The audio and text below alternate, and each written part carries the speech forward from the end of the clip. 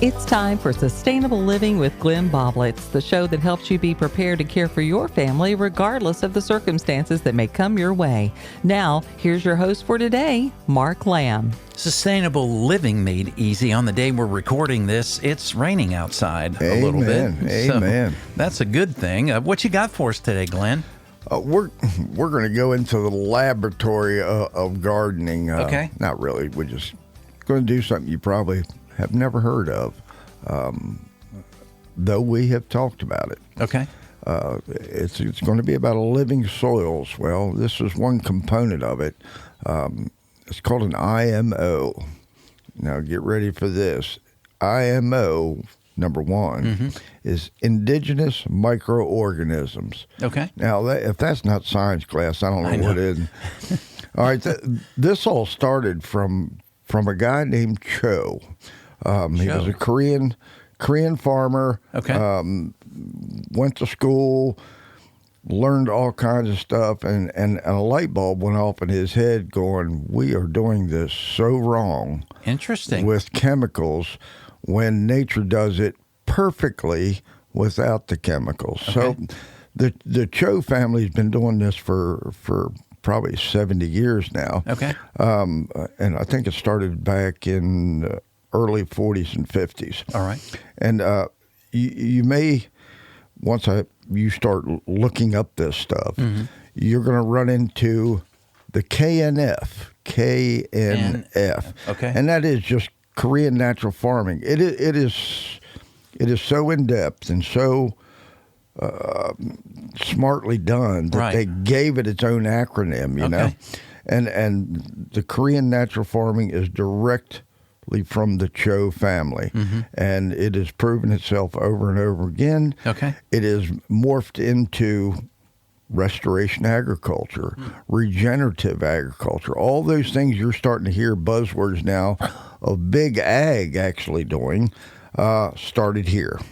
So that's where we're going to go to. And this is just a misconception, I think, of people, including myself, is the rest of the world does things differently than we do. You know, there's some similarities, don't get me wrong, but these civilizations have been around much longer than the United States, for example. Absolutely. They've been doing these things for millennium. Yes, they have. And they're tried and true ways of doing things as far as growing.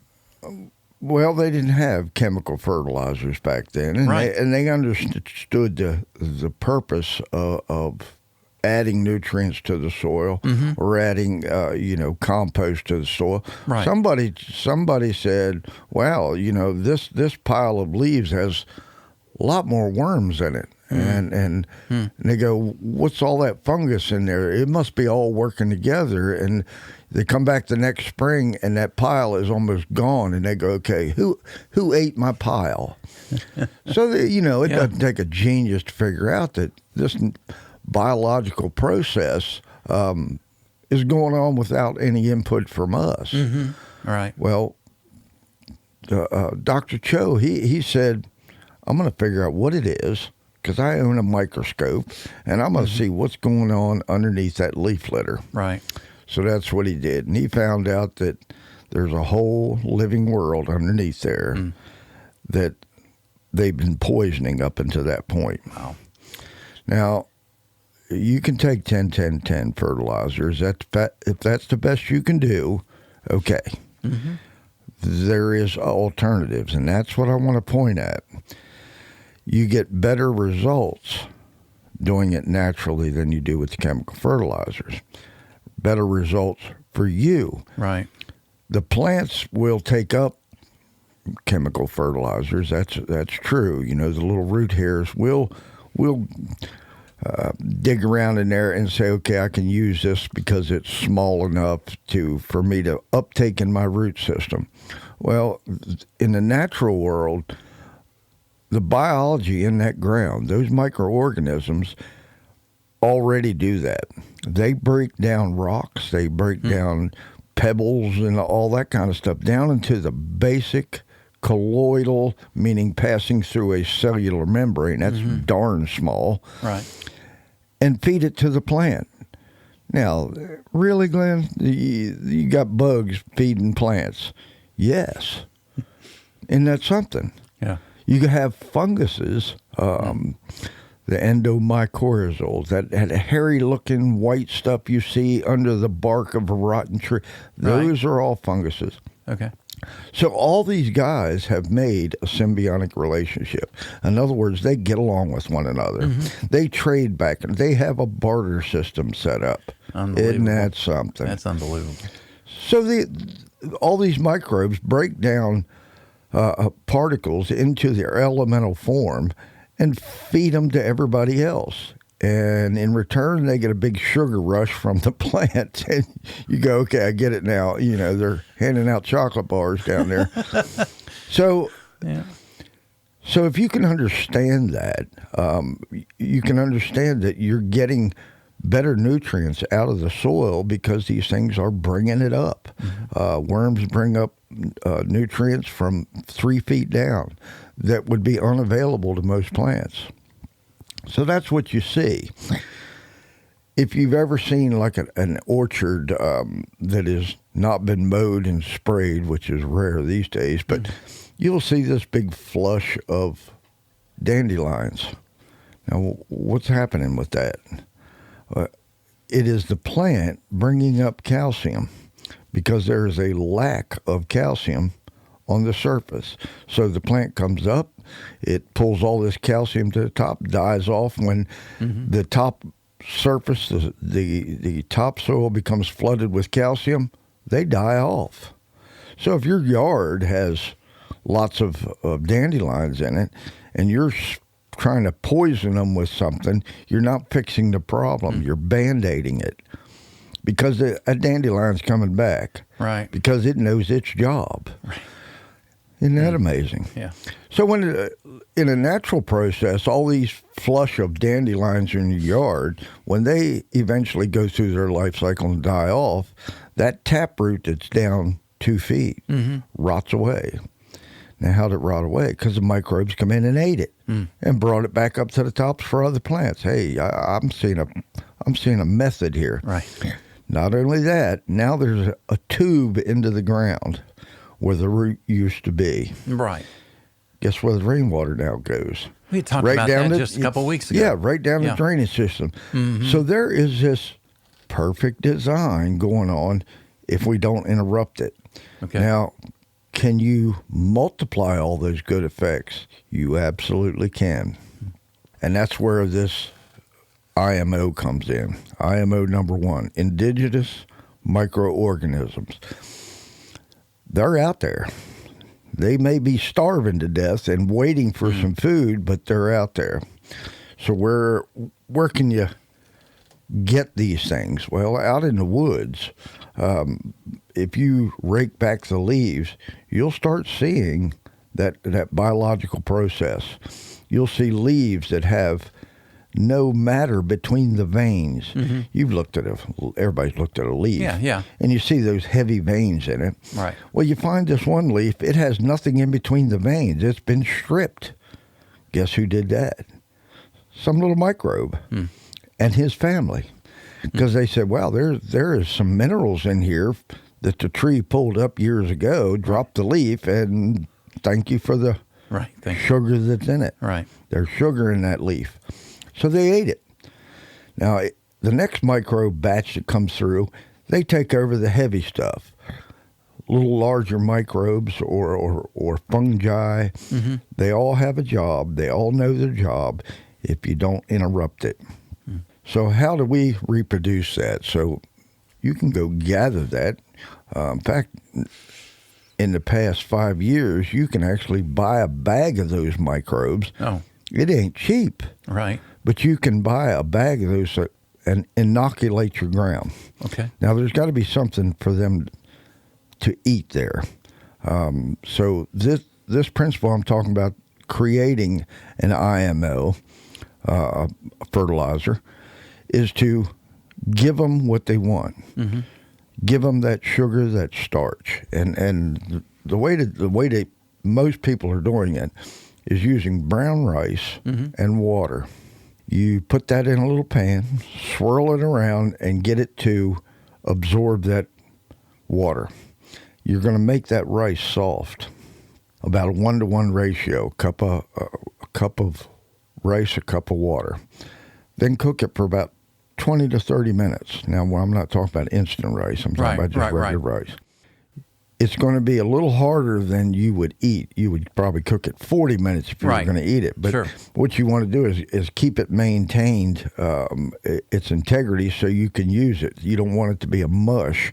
You want it to be able to broke up by hand. So you're creating a lot of surface area. If you have a mush, they can only get the surface of the mush. Okay. But if it's partially uncooked or not completely cooked, there'll be air gaps to it, which creates more surface area for more microbe parties. Okay, parties. Okay, that's what I'm saying. I'll take parties.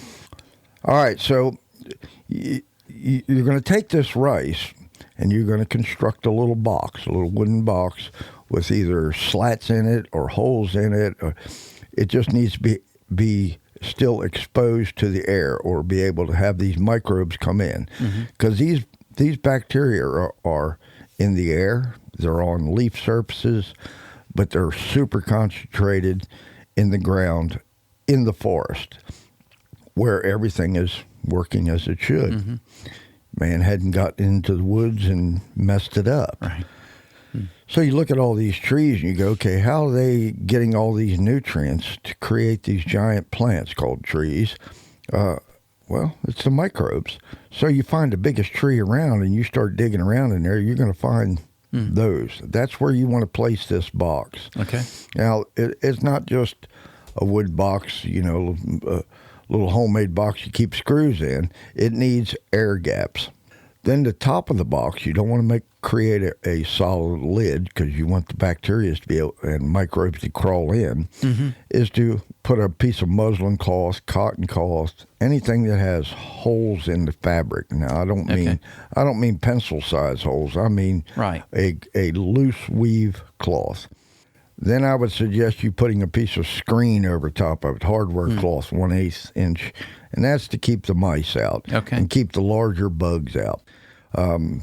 Not that I'm prejudiced against the larger bugs. It's just that's not who I want. Right. Understood. All right, so you bury this thing in the ground with a gap around it, so it has air movement, so everything can still get in and out properly. Cover it up with some leaves. Now, when you select your tree and you brush all that leaf matter away, look at that leaf matter. Okay. If it has those leaves that are partially digested, if you see some little white funguses in there, that's going to be a good place. Okay. If it's not, go find another place where the leaves may be a little deeper. The ground may be a little moister. Okay. All those things, you're looking for the best population of these microbes that you can find. And it's usually a little closed in. If it's partially sunny there all the time and in the woods, that's probably not the best place. Because microbes will dry out pretty quick. All right. So we're looking for a lower area. Now, what kind of microbes are you going to get? I don't know. There's only like 2,800 varieties. Okay. Unless you drag your microscope out there with you, you're not going to know neither. But you can see the evidence of who's been there, who is in there. Now, when you pull that back, you're probably going to see little holes in the ground. Well, that's probably worms that are in there helping, doing their jobs too. So, okay, you found this good spot. You've made your little box. You've covered it with your rice inside. And you only want about 2/3 full in there. You want that air gap in between that cotton lid and the rice. So we're looking for air gap and movement, free movement for the microbes.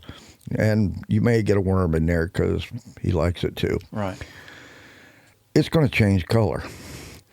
It's going to get an inoculation of one of the microbes in there is going to really take over, and it's probably going to be a bacillus. And it may turn completely white, just like the white fungus you see in the ground when you peel back the bark of an old rotten tree. only it's going to be a little finer. Okay. So this thing is going to go in there, and it's going to inoculate all that rice, and it'll start multiplying. Then it's going to go into a stage of almost, if you can think of fungus as fruiting, and the bacteria are in there. You're not going to see them with the naked eye, but if you see all that white hairiness, like almost like a bread mold, but if you notice, bread mold is green. Wrong bacteria. Okay. The woodland bacteria is going to be white, snow white. Now, as it ages and gets past its prime, it'll turn black. Now, that black is usually the fruiting spores. Okay. You want to try to catch it before that. So that tells you got to go check your box about 3 to 5 days in. Okay. You go in and look, and you go, okay, there's a little bit of hairiness around it, but not much. Cover it back up, leave it for another 3 days. If you open it up and it's totally black, well, chances are a bunch of bacteria's got in there, and now you have the wrong bacteria because they took over the white hairy fungus, and you may have black mold in there. That's not what you want. Right. All right, so you open it up, it's this nice hairy mass that is kind of solidified all this rice. That means you got probably 1 billion microbes Oh my gosh. Wow. per centimeter. Now that's about a half inch. Half inch by half inch is 1 billion of these little guys. I'm thinking you've just captured a bunch. Yeah, sure. All right, so now you have an inoculant for your a garden. So you take that bunch and you put it in a little cloth bag or a nylon bag. What works really good is a paint strainer for a 5-gallon bucket. Okay. It's kind of like a bag, but it has that good weave. You put these things in there in this bag. You get you a 5-gallon bucket, fill it up with some sugar water, not just any sugar water, brown sugar. Oh, okay. About a pound per 5-gallon bucket, a pound, big old handful. Okay. Throw that in there. That's the sugar to keep them multiplying. Now the Cho family, they wanted to be able to do this without mechanical device. No pumps, no outside use of anything electrical. They wanted to do it all natural, so they hand stirred it every day. But adding air stones is what some people are using now. Okay. The Chos didn't want to do that. They didn't want to beat up the some of the hypha, which is the funguses, very, very sinewy looking stuff. They didn't want to beat that up too bad, so they just used gentle stirring once a day. I don't have a whole lot of time for that, so I just use some gentle stirring with a air pump. Your choice. And I want you to continue researching what I'm telling you, IMOs, IMO number 1. So now you've got this bag suspended in this solution of sugar water. Those things will absolutely explode by the billions. Oh, jeez. Wow. And it'll start to almost ferment. Right. And there'll be a smell in there that smells like the woods when it's wet. You know, that earthy smell. If it smells like anything else, it's bad. Okay. All right. Sometimes it'll go sour on you. Now, how fast that occurs will determine by the temperature. If it's 40, 50 degrees, it'll take forever to do it, and it'll probably sour. But 70 degrees in a warm area of your house, 70 up to 80 is prime for growing these things. Okay. And I'm going to drop back to that box. I mentioned about the black mold. You don't want that. Right. You may also see green, pink, red. Wow. Interesting. Now, these are all different bacterias that are out there. But the bacillus will tend to overtake most of them and doesn't allow them to colonize. In fact, there'll be a little war fighting over the chocolate bar. Okay. So if you see those, you may have to start over again.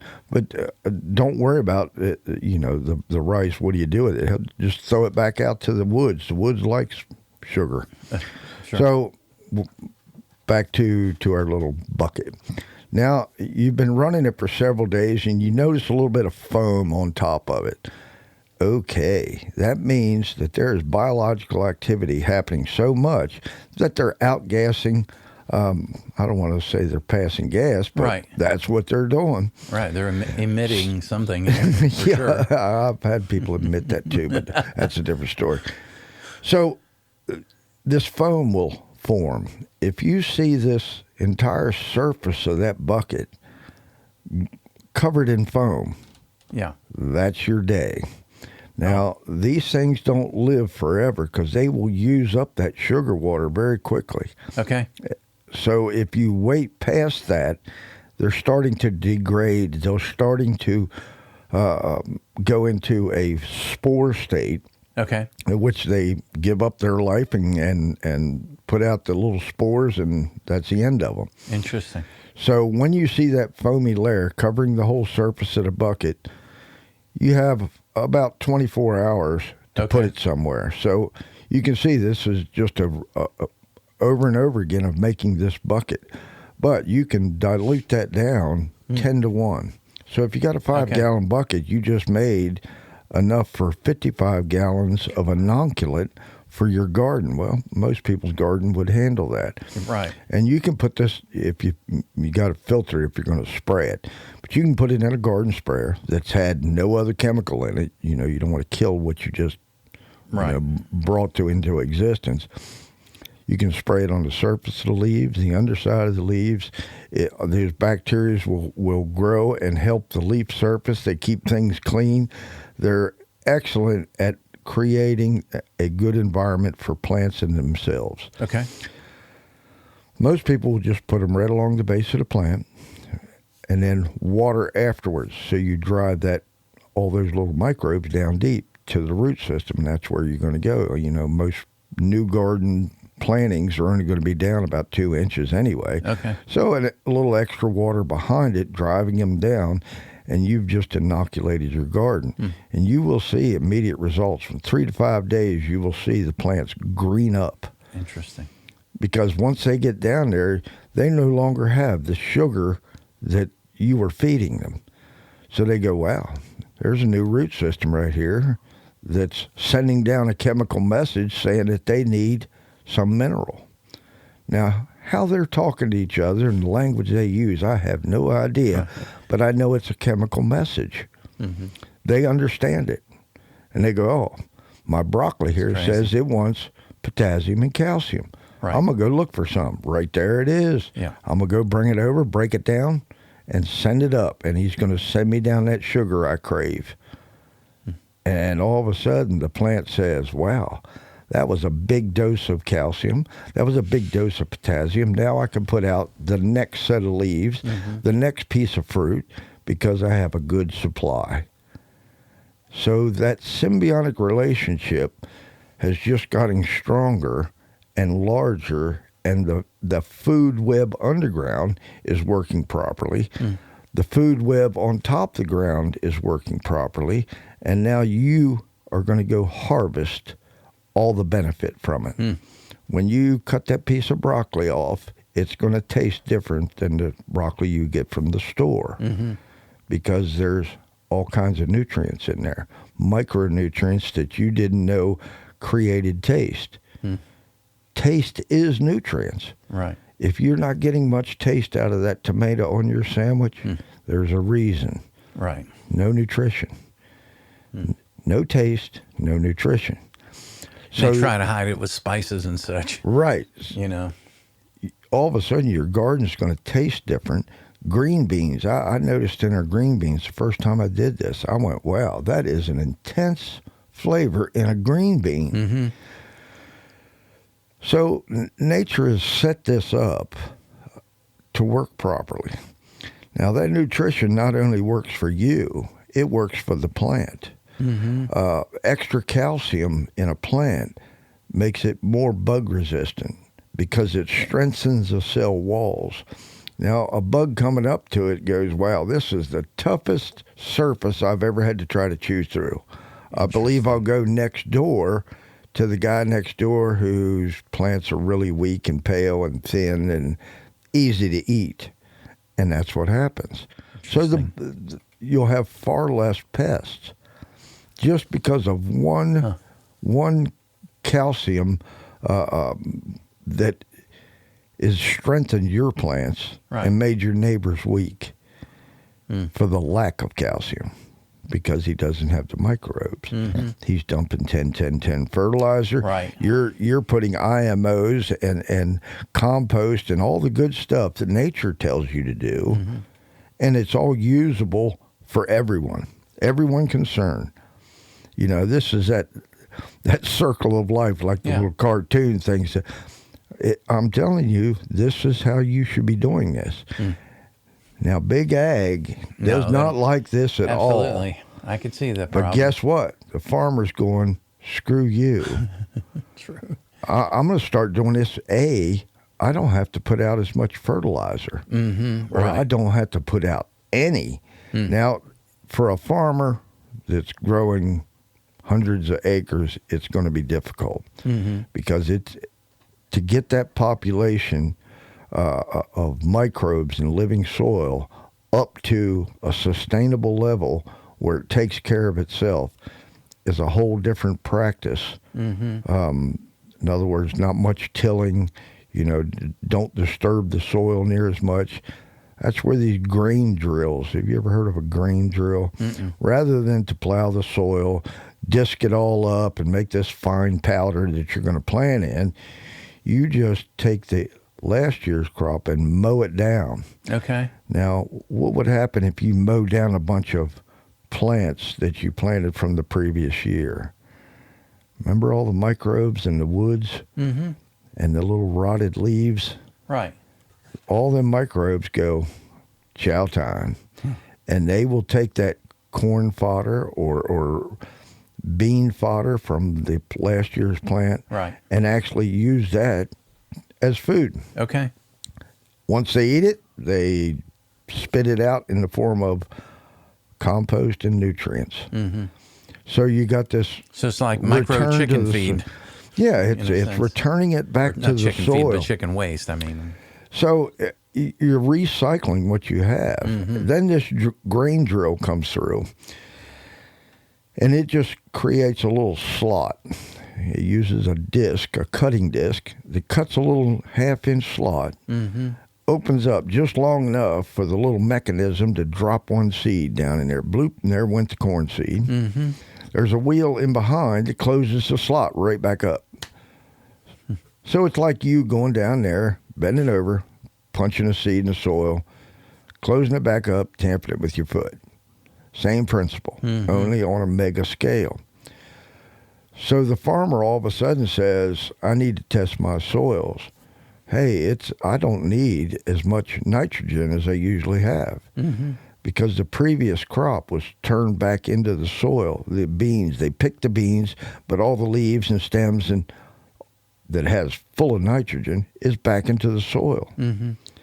Now, they used to just harvest all that stuff, bale it all up, and sell it as feed. It's far more valuable to leave it on the land than to buy more fertilizer to replace what you just took off the land. Hay farmers are figuring this out. Oh, interesting. So if you take hay off the land year after year after year after year, and you're only putting back lime and a little bit of fertilizer, you're not putting back any micronutrients. So you're stealing from the land. Eventually, that food web underground collapses because you remove way too much. Right. Farmers are figuring this out. So there's a lot of things that they're doing in regenerative agriculture. They figured out that diversity in the fields, especially for a hay farmer, is not to bale the hay, is to just grow it. Let the cattle go out into the field and harvest the hay. Okay. Just think how much time was saved and fuel and equipment repairs and cost. Sure. You know, a big tractor is $500,000 to $1 million. Right. All of a sudden, you don't need that. Right. You let the cattle come in and have a small portion of your hayfield, just a small portion cut with a little electric fence. You know, cows don't like to get Sure. I don't want to say electrocuted, but that's what they're getting. They don't Right. want to be shocked. Sure. So they stay away from the fence. They learn it. You let them eat that for 3 or 4 days, and you'll notice that they've eaten it down to about 8 inches, and you open up the next piece of field. That's rotational grazing. And then you close off where they just got done grazing so they can't go back on it, because cattle will pick the best and leave the rest. That is not what you want them to do. Okay. So you give them, say, you eat what's on your plate, or I'm going to send you to your room. Right. Or the slaughterhouse. So that's how they're doing this. But they also figured out that the more diverse plants they have out there, the more nutrition the food for the cattle. Up to 28, 30, 40 different kinds of species of different plants out there. Every one of them has its own bacteria. Every one of them brings up a different mineral, nutrient, and guess who gets that benefit? The cattle, which keeps your cattle healthy, which Sure. means you don't have to give them a bunch of shots. Right. Exactly. And all of a sudden, you've broken that cycle of viruses and diseases because that cow is benefiting from that high nutrition. I mean, 80% of your immune system comes through your gut.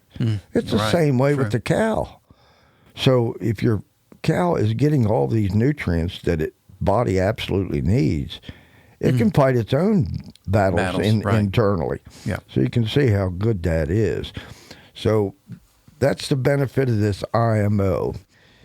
You have a garden spot that is probably lacking some serious biological activities. And if you've been plowing for a long time or rototilling, whatever you're doing, you can add back that missing living soil Okay.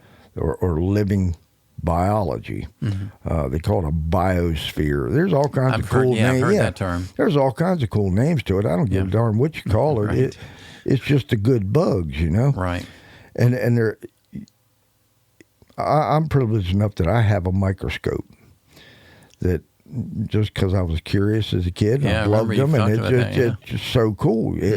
You can actually see your progress. If you've created a bucket of this IMO and you looked at the water with the sugar in it, you can actually see the chunks of sugar, brown sugar in there. It just looked like little stained glass crystals. Then you look at it 3 days later, and all of a sudden, what was that just went shooting across my slide Right. at 100 miles an hour? Some little microbe, he was just swimming to the other side. On the 7th, 8th day, when that foam is there, do that again. The whole slide will be just full of them. And there may be 15, 20 varieties. Sure. Because these all come out of the wild. These are wild animals that you collected up and put in there, gave them a bunch of food, and they just multiply. Right. And you go, wow, that's all going to my garden because it's not there. So it's extremely important that you get your soil back to a living soil. Now, we knew this years and years ago, and we got away with it because the chemical industry says we've got all these chemicals from the war of World War II and I, and we need a place to put them, and we can make lots of money. That's how it all got started. That is exactly how it all got started. And the soil got killed. That's what caused the Dust Bowls in the 1920s. They just absolutely killed the soil.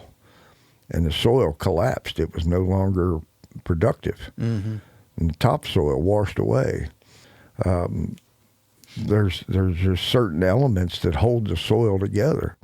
There is the root mass that holds the soil together.